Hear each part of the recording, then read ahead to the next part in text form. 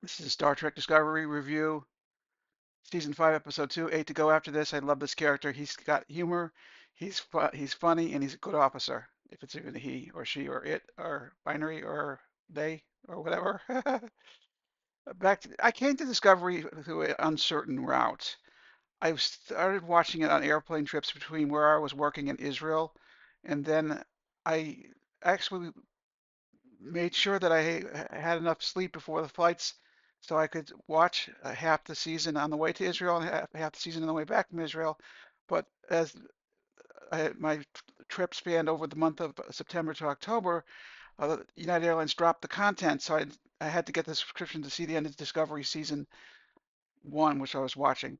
Basic real issue here is Discovery is not going to try to please everybody. It's not trying to please everybody.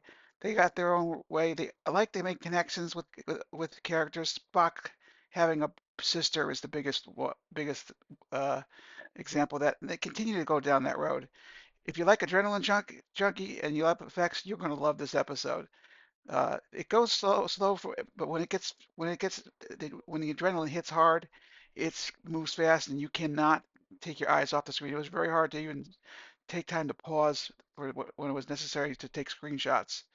Of course, it made that very difficult. I had to look up an article on Google how to get screenshots so this review look decent. Overall, I think that they've tried to deal with some of the criticism of the writing in the past. I don't think that's improved it as much as you would think. I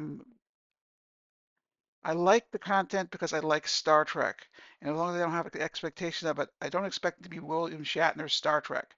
He's 93 years old now, and his opinion of Star Trek is his opinion. My feeling is if you're not going to hung up on canon and you're not offended by Spock having a sister and that entire writing style, you're going to love it for the adventure and the story. It's a good story.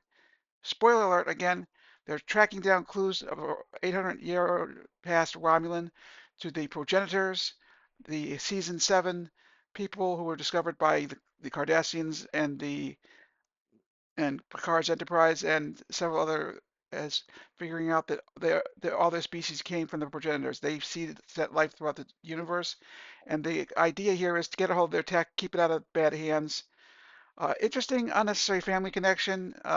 Booker sees the Ma, the uh, the young blonde woman who also was in Ahsoka, uh, and recognizes a birthmark, and like she's the closest thing I had to family. That seemed a little stretched. Okay, she doesn't look like a genetic relative of his, but that's not the way it works on Quajon. I understand that, but again, they are true to their style. They're not trying to service all Star Trek fans. They're trying to service their Star Trek fans, and they do a decent job of that. And the the planetary exploration to find the clue is intense, and the effects are just darn spectacular. I just can't imagine uh, how they could have done a better job at this. And the Black Network, I love that. They the carriers have this network they can use with something akin to the dark web to communicate with each other. And I like the story about Captain Rainier, who lost his job and was forced into retirement by Starfleet. It was very nice of of the captain of Discovery, Captain Burnham, to bring him on, and I think that's going to lead to some interesting, intense confrontations. It was a nice goodbye to Saru, Action Saru. That was really cool, Action Saru. You will like it if you like Discovery. If you don't like Discovery, don't bother.